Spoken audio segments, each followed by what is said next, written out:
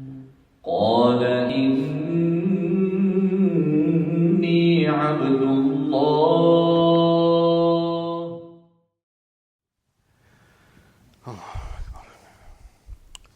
بسم الله الرحمن الرحيم. حقيقة العلم وما الذي يقع عليه اسم العلم مطلقا. ما روي عنه صلى الله عليه وسلم في حقيقة العلم. علم کی حقیقت اور علم کا نام جو ہے کس پر مطلقاً واقع ہوتا ہے. علم نور ہے. اس طرح لکھا ہے مرقات میں کہ علم ایک نور ہے جو ایمان والے کے دل کے اندر ڈالا جاتا ہے، جو حضور پاک علیہ الصلوۃ نے مشکات نبوت یعنی حضور پاک علیہ الصلوۃ کے سینے اطہر سے نکلے ہوئے جو ہے اقوال ہیں، اسی طرح آپ کے افعال ہیں، آپ کے احوال ہیں، اس کو جاننا اور اس پر عمل کرنا. یہ ہے علم. جو ہے امام شافعی رحمۃ اللہ علیہ کو حضرت امام وقیع بن الجراح جو ان کے استاد ہیں، ان سے شکایت کی اپنے اپنے حفظے کی. تو شعر میں یوں فرماتے ہیں کہ شکوت الی وکیع سوء حفظی، میں نے حضرت وقیع رحمہ اللہ سے میرے حافظے کی کمزوری کی شکایت کی. فاوصانی الی ترک المعاصی، مجھے حکم فرمایا کہ تم جو ہے معاصی کو اور گناہوں کو چھوڑ دو. فإن العلم نور من الہ، اس لیے کہ علم جو ہے اللہ کی طرف سے نور ہے. وہ نور اللہ لا یعطی لعاصی، اور اللہ کا نور یا عاصی اور نافرمان کو نہیں دیا جاتا ہے. اس لیے علم کی جو حقیقت ہے وہ نور ہے. ومن كان میتا فاحییناہ وجعلنا له نورا یمشی به فی الناس. نور ہے اصل، تو نور علم چاہیے. وأخرج الشيخان عن أبي موسى رضي الله تعالى عنه قال قال رسول الله صلى الله عليه وسلم مثل ما بعثني الله به من الهدى والعلم كمثل الغيث الكثير أصاب أرضا فكانت منها طائفة طيبة قبلت الماء فأنبتت الكلأ والعشب الكثير، وكانت منها أجادب أمسكت الماء فنفع الله بها الناس فشربوا وسقوا وزرعوا، وأصاب منها طائفة أخرى إنما هي قيعان لا تمسك ماء ولا تنبت كلأ، فذلك مثل من فقه في دين الله ونفعه بما بعثني الله به فعلم وعلم، ومثل من لم يرفع بذلك رأسا ولم يقبل هدى الله الذي أرسلت به كذا في المشكات.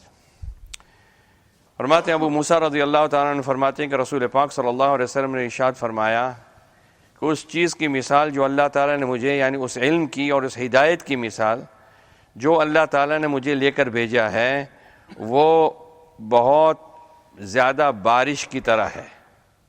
یعنی جہاں بارش کی ضرورت ہے اور اس کے بعد اللہ تعالیٰ نے بارش کی ضرورت کے وقت میں موسلا دھار بارش، بڑی زبردست قسم کی بارش برسائی، تو وہ بارش کی طرح ہے جو کسی زمین کو پہنچی. اب زمین کے مختلف ٹکڑے تھے. ایک زمین کا حصہ بڑا اچھا تھا، اس نے پانی کو جذب کیا، قبول کیا، اور گھاس کو اور بہت سارے جو ہے کیا کہتے ہیں پلانٹس کو اگایا. اور ایک تھی بڑی سخت زمین جس نے پانی کو روک رکھا. تو اللہ تعالیٰ نے لوگوں کو سے فائدہ اٹھانے دیا. تو ایک تو وہ زمین ہے جس نے جذب کر لیا اور طرح طرح کی چیزیں، اس سے بہت ساری چیزیں اگی. ایک وہ زمین ہے کہ جس نے پانی کو جذب نہیں کیا، پتھریلی زمین ہے، تو پانی اوپر ہی رہا، تو لوگ تالاب بن گیا، تو لوگ آئے، کسی نے جو ہے اپنے جانور کو پانی پلایا، کسی نے خود کیا، کسی نے وضو کیا، کسی نے غسل کیا وغیرہ. تو اللہ تعالیٰ نے لوگوں کو اس سے فائدہ پہنچایا. انہوں نے پیا اور پلایا اور کھیتیاں کی. اور ایک زمین کا حصہ وہ تھا کہ یہ بنجر تھا، یعنی بالکل چٹیل میدان تھا، نہ پانی کو روک سکتا تھا نہ گھاس کو اگا سکتا ہے. تو تین قسم کی زمینیں ہوئی. جی فرمایا یہ اس کی مثال ہے جو اللہ تعالیٰ کے دین کے اندر سمجھ جس نے پیدا کی اور اس کو نفع دیا. جی جو اللہ تعالیٰ نے مجھے علم کو لے کر بھیجا ہے اس نے اس کو نفع دیا. اور اس شخص کی مثال ہے جس نے اس کی پرواہ نہیں کی اور اللہ تعالیٰ کی اس ہدایت کو جو مجھے لے کر بھیجا گیا ہے اس نے اس کو قبول نہیں کیا. تو یہ کہ تین قسم کے لوگ ہوئے. کچھ لوگ وہ ہیں کہ جنہوں نے جیسی زمین ہے قبول کیا، اور قبول کرنے کے بعد طرح طرح کی چیزیں اگی. اسی طرح ان کو خود بھی فائدہ ہوا اور دوسروں کو بھی فائدہ پہنچایا. اور ایک وہ ہے کہ جنہوں نے پانی کو قبول کر لیا، یعنی پانی کو روک لیا تو لوگوں نے فائدہ. یہ دونوں نافع ہیں جی. پہلے ظاہر بات ہے کہ اعلیٰ قسم ہے، دوسرے اس سے کم ہے. اور کچھ وہ ہے کہ جن کو پانی برستا رہا اور جو کیا کہتے ہیں وہ زمین کے اوپر کچھ نہیں جی، پانی اندر جذب ہو گیا، نہ کچھ اگا، نہ کوئی فائدہ کوئی نہیں. مطلب یہ ہے کہ لاپرواہی اور بے پرواہی کی. کہہ رہے ہیں کہ پہلی مثال جو ہے فقہا کی ہے.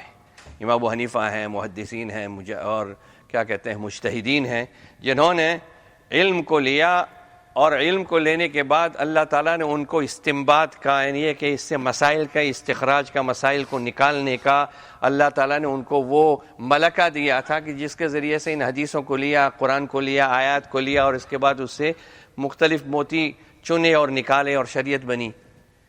اور کچھ لوگ وہ تھے جو محدثین، بعضے کہتے ہیں کہ جو دوسری قسم کی زمین ہے وہ محدثین ہیں، ان کے اندر استخراج کی یعنی مسائل کے نکالنے کی صلاحیت نہیں ہے، لیکن انہوں نے زمین جی کم از کم حدیث قبول کی اور دوسروں تک پہنچا دیا.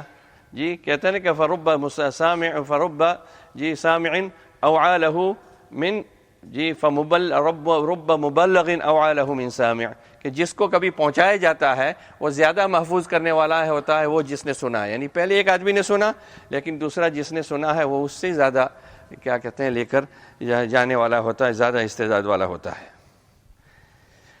وأخرج مسلم عن ابن مسعود رضي الله تعالى عنه قال قال رسول الله صلى الله عليه وسلم ما من نبي بعثه الله في أمته قبلي إلا كان له في أمته حواريون وأصحاب يأخذون بسنته ويقتدون بأمره ثم إنها تخلف من بعدهم خلوف يقولون ما لا يفعلون ويفعلون ما لا يؤمرون فمن جاهدهم بيده فهو مؤمن ومن جاهدهم بلسانه فهو مؤمن ومن جاهدهم بقلبه فهو مؤمن وليس وراء ذلك من الإيمان حبة خردل كذا في المشكاة.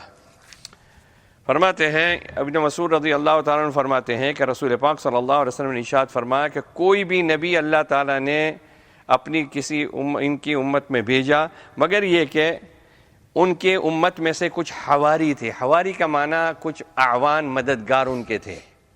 حواری جو حور سے ہے مطلب ایک مخلص پیور لوگ، وہ جو جن کے اندر بھی ایمان ہے اور باہر بھی ایمان ہے، یہ نہیں کہ بھئی اندر کچھ اور باہر کچھ. تو یہ حواریین کچھ تھے جو ہر امت کے ہر نبی کے، اور کچھ ایسے ساتھی تھے جو ان کی سنتوں کو لیتے تھے اور ان کے حکموں پر چلتے تھے. پھر کیا ہوتا ہے، نبی کی وفات ہو جاتی ہے، اس کے بعد پھر وہ لوگ جو ہے کچھ ناخلف پیدا ہو جاتے ہیں. ناخلف کا مطلب یہ ہے کہ نالائق لوگ پیدا ہو جاتے ہیں. جی نبیاء جاتے ہیں تو انبیاء کی دعوت ختم ہوتی ہے، وہ صحبتیں نہیں رہتی ہیں. جب صحبتیں نہیں رہتی ہیں تو اس کے بعد کیا ہوتا ہے کہ پھر وہ گمراہیاں آنا شروع ہو جاتی ہیں اور نالائق لوگ پیدا ہو جاتے ہیں. اور فرمایا کہ اس کے بعد پھر جی ان کے بعد کچھ نالائق لوگ پیدا ہو گئے جو کیا کہتے ہیں یقولون ما لا یفعلون، کچھ کرتے نہیں ہیں وہ کہتے ہیں، زبان پر کچھ لیکن عمل نہیں. جی ویفعلون ما لا یؤمرون، جس کا حکم دیا جاتا ہے جی نہیں حکم جس سے روکا جاتا ہے وہ کرتے ہیں. فرمایا کہ جس نے اپنے ہاتھ سے ان سے جہاد کیا وہ مومن ہے، جس نے اپنی زبان سے اس سے جہاد کیا وہ مومن ہے، اور جس نے اپنے دل سے جہاد کیا وہ مومن ہے. فرماتے ہیں کہ اس کے پیچھے ایمان کا ایک ذرہ برابر کا درجہ نہیں ہے. یعنی کم از کم جو ہے آدمی دل سے اس کو برا سمجھے یا دل سے کم از کم فکر کرے کہ کیسے یہ جو معاملہ ٹھیک ہو.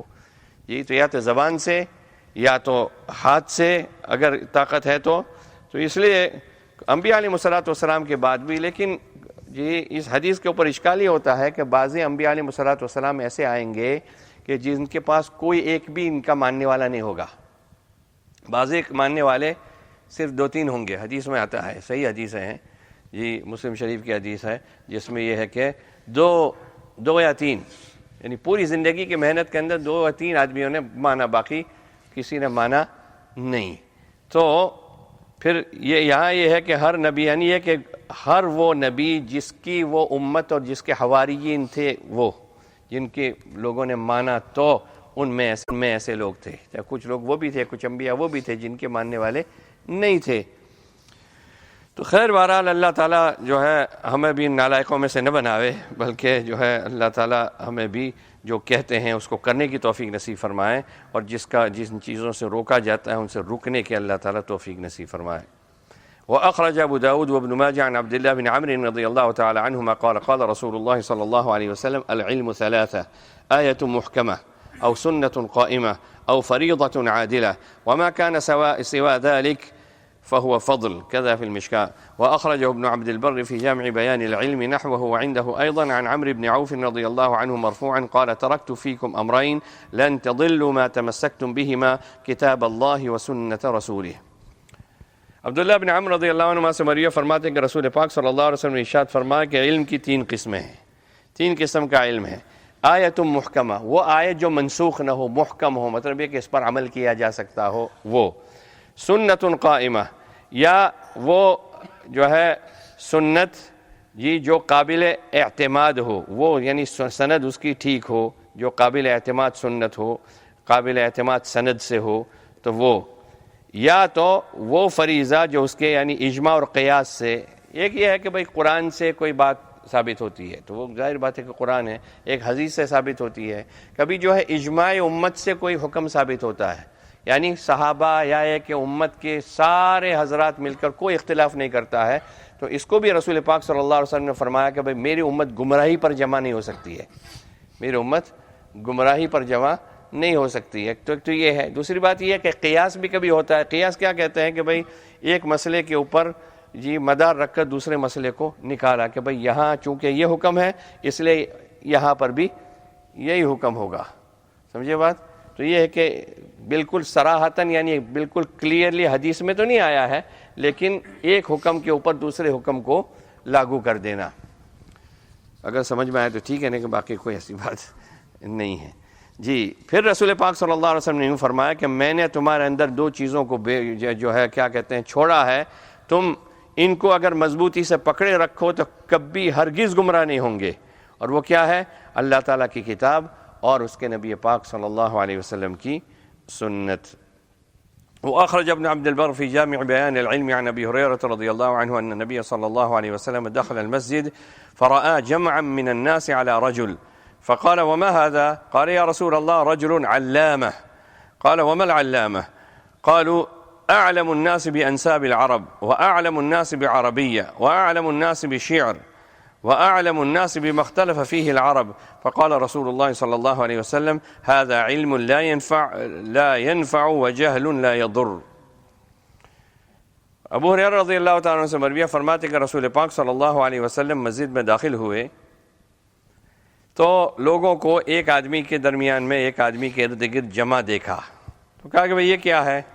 تو کہا اللہ کے رسول صلی اللہ علیہ وسلم یہ علامہ آدمی ہے۔ اوکے، علامہ ہے، علامہ صاحب آئے، علامہ آدمی ہے۔ کیا علامہ کیا ہوتا ہے؟